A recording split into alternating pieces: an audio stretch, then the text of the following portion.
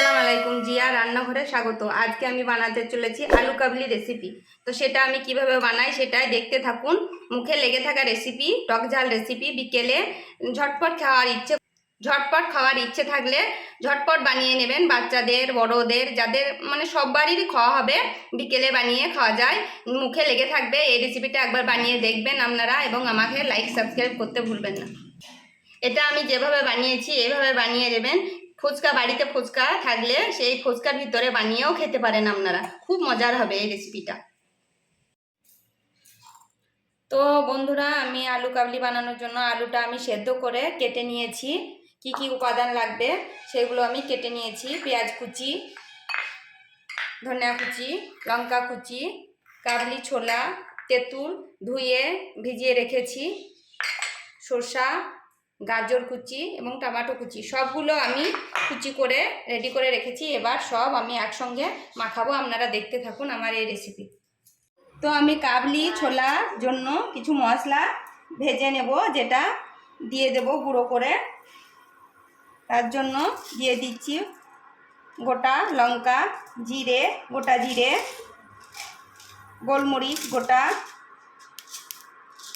ও ধনিয়া। সবগুলোকে হালকা আঁচে ভালো করে ভেজে নেব। বেশি ভাজা ভাজা করব না, তাহলে পড়ে যাবে, গন্ধ লাগবে। এই শুকনো কড়াতে আমি ভেজে নেব, তেলের ব্যবহার করার দরকার নেই। শুকনো ভেজে নেব অল্প আঁচে। তো দেখুন আমার মশলা ভাজা হয়ে গেছে। আমি এবার কড়াটা নামিয়ে নেব, ঠান্ডা গুঁড়ো করে নেব। তো আমি মশলাটা ঠান্ডা করে নিয়েছি, হাম্বেল দাস্তাতে গুঁড়ো করে নেব ভালো করে।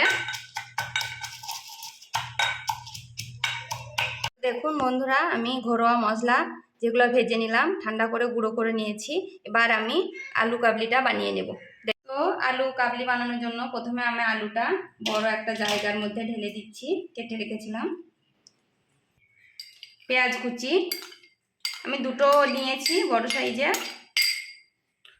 আপনারা চাইলে যে যেমন পেঁয়াজ খেতে পছন্দ করেন সেই হিসাবে দেবেন।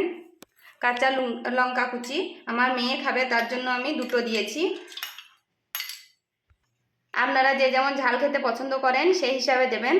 ধনেপাতা কুচি, কেটে রেখেছিলাম টমেটো, গাজর, শসা দিয়ে দেব আমি।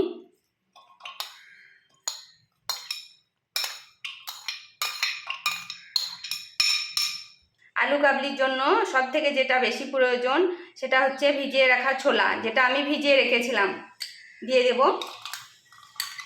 কত সুন্দর ভিজিয়ে, দেখুন শিকড় নিয়ে নিয়েছে। আপনারা ভিজিয়ে না রাখতে মনে থাকলে গরম করে সেদ্ধ করে দিয়ে দিতে পারেন। তো আমি তেঁতুলের পানি ভিজিয়ে রেখেছিলাম, সেটা দিয়ে দিচ্ছি। কত সুন্দর গাঢ় হয়েছে দেখুন। দেখুন চানাচুর দিয়ে দিচ্ছি, লেবু দিয়ে দিচ্ছি। আমি একটা লেবু নিয়েছি, আপনারা যেমন টক খেতে পছন্দ করেন সেই হিসাবে দিবেন।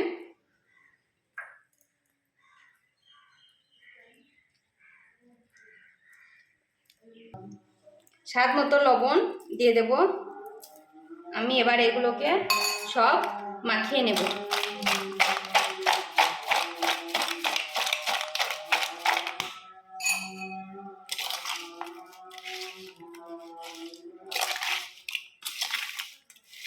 টক ঝাল টেস্টি রেসিপি একবার বানিয়ে খাবেন, কত সুন্দর লাগবে। বিকেলে দেখবেন। আর আমাকে লাইক, কমেন্ট, সাবস্ক্রাইব করতে ভুলবেন না। আমি যে ঘরোয়া মশলাটা এখনই বানিয়ে রেখেছিলাম, এবার এটা উপর দিয়ে ভালো করে ছিটিয়ে দেব। এটা আপনারা চাট মশলাও বলতে পারেন, আমি ঘরোয়াভাবে বানিয়েছি তার জন্য ঘরোয়া বলছি। ভালো করে মিশিয়ে নেব। কত সুন্দর হয়েছে দেখুন, খেতেও খুব সুন্দর হবে।